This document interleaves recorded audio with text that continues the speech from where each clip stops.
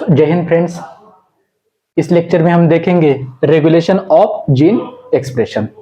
तो दोस्तों, आप सबको पता है जो इंसुलिन कौन सिंथेसाइज करता है? Yes, beta cells. इंसुलिन कौन सिंथेसाइज करता है? Beta cells. And the gene which is responsible for this insulin synthesis is INS gene or insulin gene. And this gene, it is present on the short arm of the chromosome number 11. Chromosome number 11। अब ये insulin gene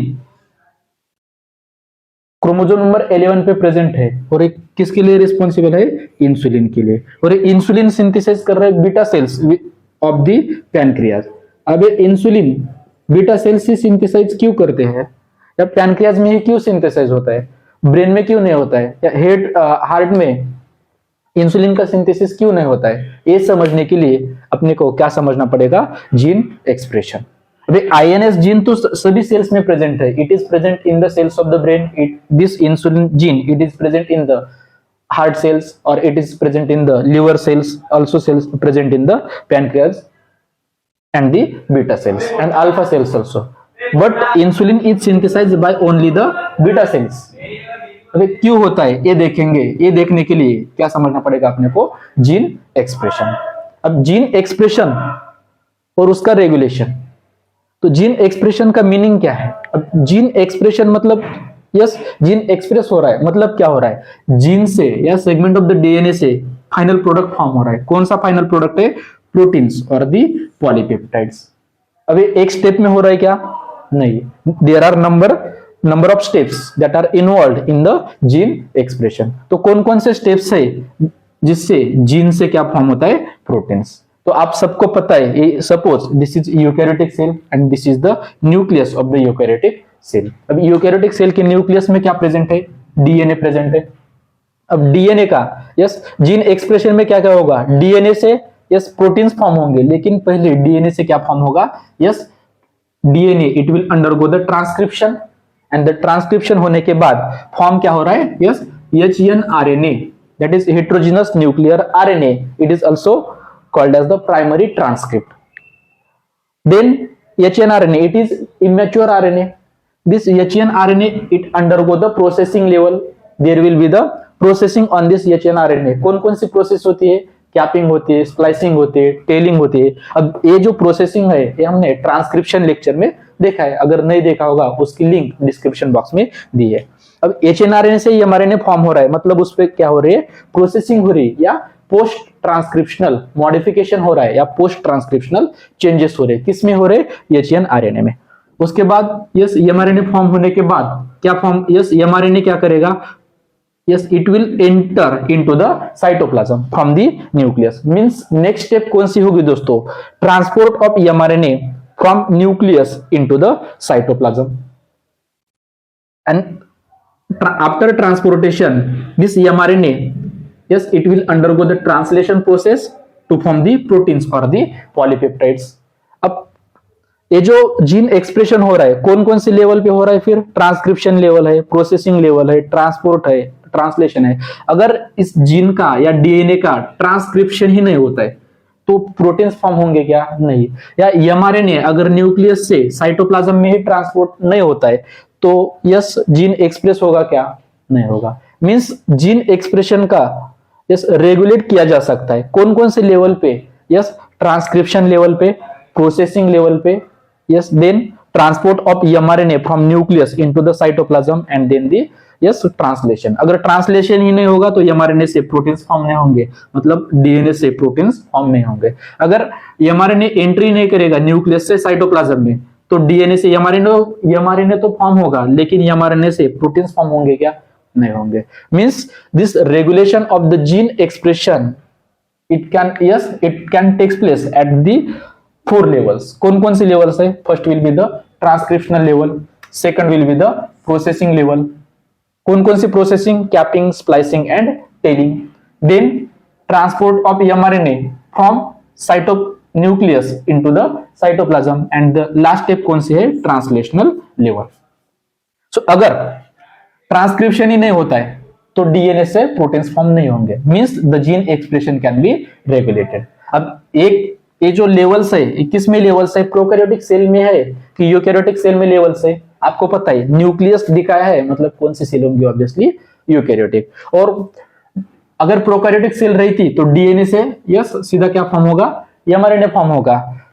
yes, there is no intermediate synthesis of this hnRNA and there is no nucleus in the prokaryotic cells. Means ये step present रहेगी क्या prokaryotic cell में? नहीं रहेगी। Processing level present रहेगी क्या? नहीं रहेगी। मींस प्रोकैरियोटिक सेल में कौन कौन सी लेवल है? मोस्टली एक तो ट्रांसक्रिप्शनल लेवल है और द ट्रांसलेशनल लेवल। लेकिन यूकैरियोटिक सेल में कौन कौन से लेवल्स प्रेजेंट है जहां पे yes regulation of the gene expression किया जा सकता है? ऐसे 4 लेवल्स है and these are the 4 levels of the gene expression. अभी जीन एक्सप्रेशन कैसे होता है, रेगुलेटर क्या होते हैं, इनहिबिटर क्या होते हैं, वो देखेंगे with the help of lac operon. अभी लैक ओपेरॉन क्या होता है देखेंगे। अब the operon it is nothing but coordinated unit of gene expression. Coordinated unit है, किसका कोऑर्डिनेटेड यूनिट है? जीन एक्सप्रेशन का। मतलब जो भी ओपेरॉन में जीन्स रहेंगे उनका फंक्शन कैसा रहेगा? कोऑर्डिनेटेड फंक्शन रहेगा। और ये जो फंक्शन रहेगा रिलेटेड फंक्शन रहेगा। Means this operon it is nothing but एक क्लस्टर है, नंबर ऑफ जीन्स प्रेजेंट है, क्लस्टर है किसका? जीन्स का, जिसका फंक्शन कैसा है? रिलेटेड फंक्शन है। और function it is carried out in the coordinated way. The concept of this operon was first introduced by the scientist Jacob and Monod in 1961। अभी ओपेरॉन क्या होता है और लैक ओपेरॉन क्या होता है, उसका स्ट्रक्चर कैसा होता है ये देख लेते हैं। Now this structure of the operon it consist of yes number of gene, एक क्लस्टर है जीन्स का, means number of genes will be present there. कौन कौन से जीन्स है प्रेजेंट? अब रेगुलेटरी जीन्स प्रेजेंट है, देन प्रमोटर जीन्स प्रेजेंट है, ऑपरेटर रीजन और ऑपरेटर जीन प्रेजेंट है and then there are structural genes. कौन कौन से स्ट्रक्चरल जीन्स है? Yes, lac Z gene, lac Y gene, lack A gene. तो पहले देखते हैं कि ये रेगुलेटरी जीन्स क्या है। अब रेगुलेटरी जीन्स जो है, जिस रेगुलेटरी जीन नाम में है, they will regulate the function of the lac operon. अभी रेगुलेटरी जीन कैसे फंक्शन यस रेगुलेट करेंगे देखते हैं। This regulatory gene it synthesise protein. कौन सा प्रोटीन सिंथेसाइज करेंगे? Repressor protein. कौन सा protein? Repressor protein. This regulatory genes will synthesise repressor protein. और रिप्रेसर प्रोटीन क्या करेगा दोस्तों? बाइंड करेगा। किसको बाइंड करेगा? यस, ऑपरेटर रीजन को। तो regulatory genes will synthesize the repressor protein and repressor protein it will bind to the operator region and it will blocks the operator region। अगर operator region block होता है तो जो segment है या operon है उसका ट्रांसक्रिप्शन होगा क्या? नहीं होगा। Means this regulatory gene it will regulate the process of gene expression. Which level? Transcription ही नहीं हो रहा है, मतलब ट्रांसक्रिप्शनल लेवल जो कि पहली लेवल थी जीन एक्सप्रेशन की। तो रेगुलेटरी जीन्स के बारे में क्या क्या याद रखना है आपको? Yes, it is present just before the promoter region and it synthesises repressor protein and if this repressor protein blocks the operator region, yes, this lac operon it is not transcribed, transcription do not takes place। दूसरा region है promoter region. अब promoter region कहां present है? This promoter region it precedes the operator region, it is present behind the operator region. और ये promoter reason जो है उसका फंक्शन क्या है देखा था किसमें? ट्रांसक्रिप्शन में।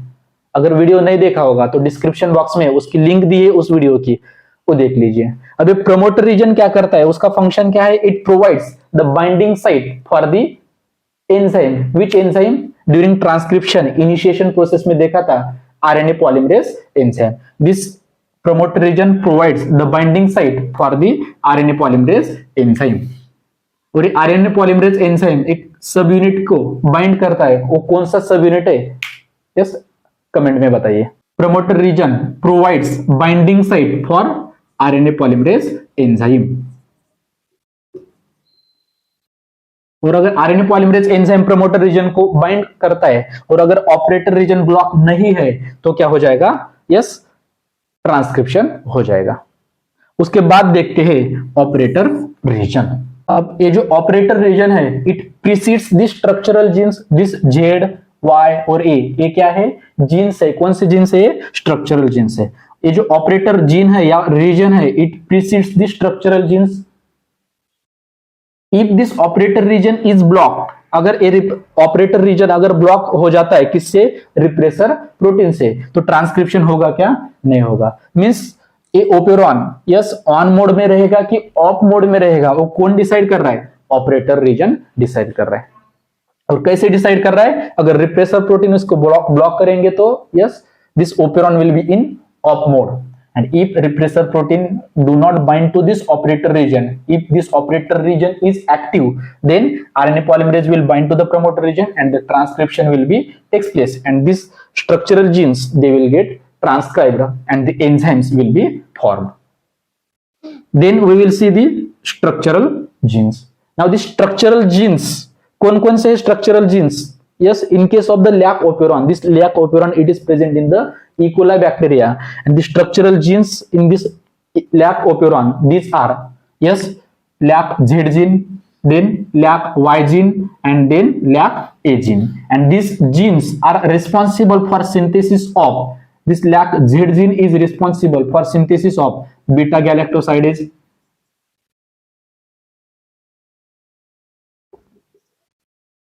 this Y gene is responsible for enzyme permease,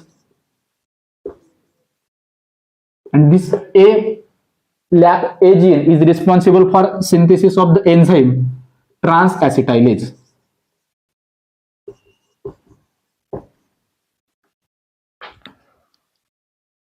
This is the structural genes. and जो इंड्यूसर है, अब ये जो इंड्यूसर है it is the not part of this operon, inducer is not part of the operon, operon का part नहीं है। ये इंड्यूसर कहां प्रेजेंट रहता है? साइटोप्लाज्म में प्रेजेंट रहता है। सपोज ये E. coli बैक्टीरिया है, न्यूक्लियस प्रेजेंट नहीं है, लेकिन साइटोप्लाज्म में क्या प्रेजेंट रहेगा? यस, ये साइटोप्लाज्म है, उसमें क्या प्रेजेंट रहेगा? इंड्यूसर। और in case of lac operon inducer क्या है? Yes, it is nothing but lactose. Lactose क्या है? साइटोप्लाज्म में प्रेजेंट रहेगा, वो क्या है? इंड्यूसर एक्ट करेगा किसमें? लैक ओपेरॉन में। Remember this, I do not stand for inducer, it stands for inhibitor.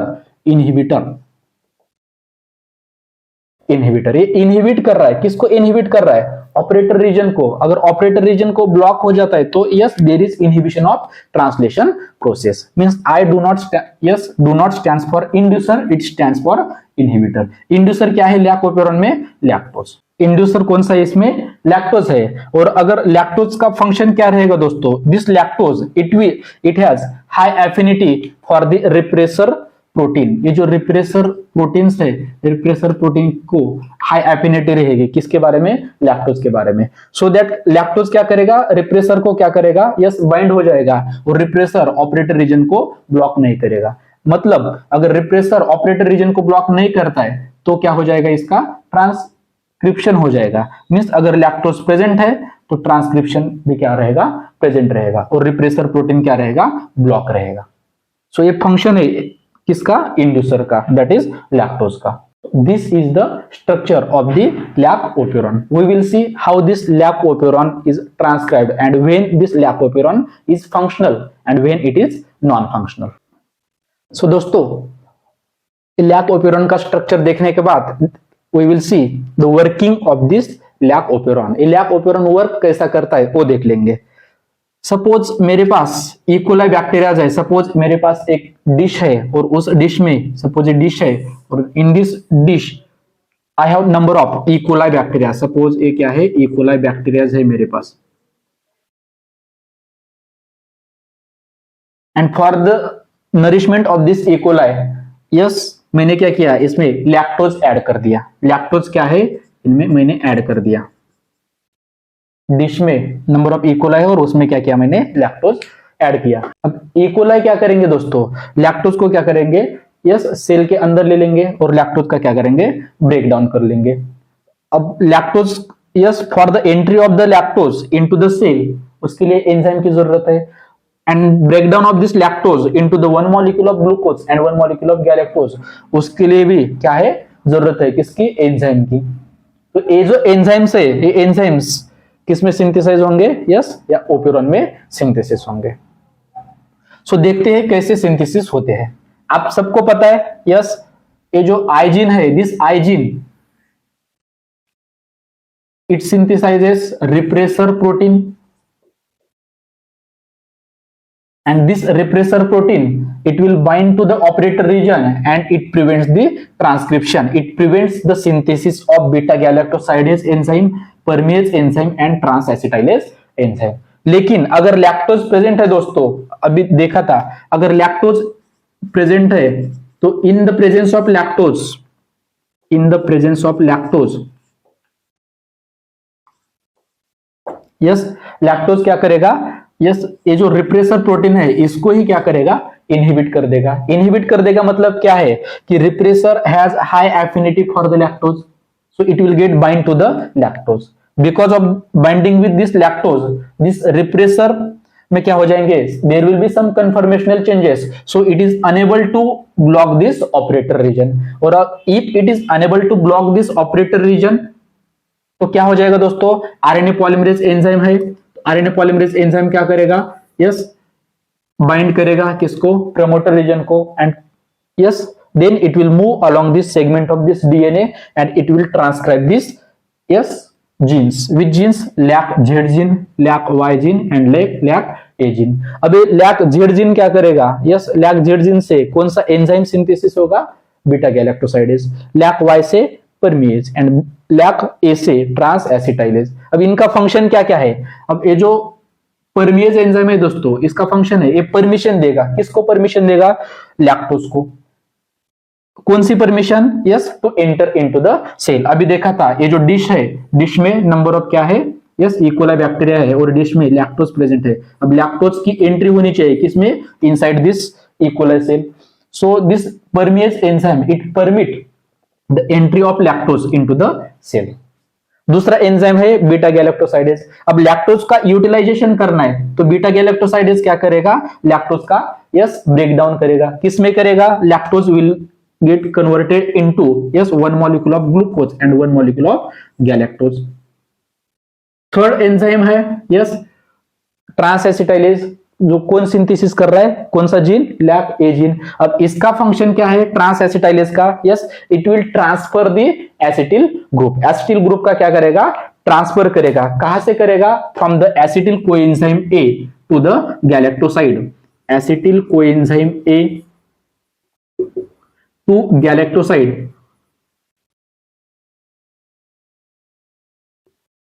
Transfer करेगा। किसका ट्रांसफर? एसिटिल ग्रुप का ट्रांसफर करेगा। ये फंक्शन है, और ये फंक्शंस क्या है? लैक्टोज के ब्रेकडाउन के लिए क्या है? यस, यूजफुल है। So this operon it will work coordinately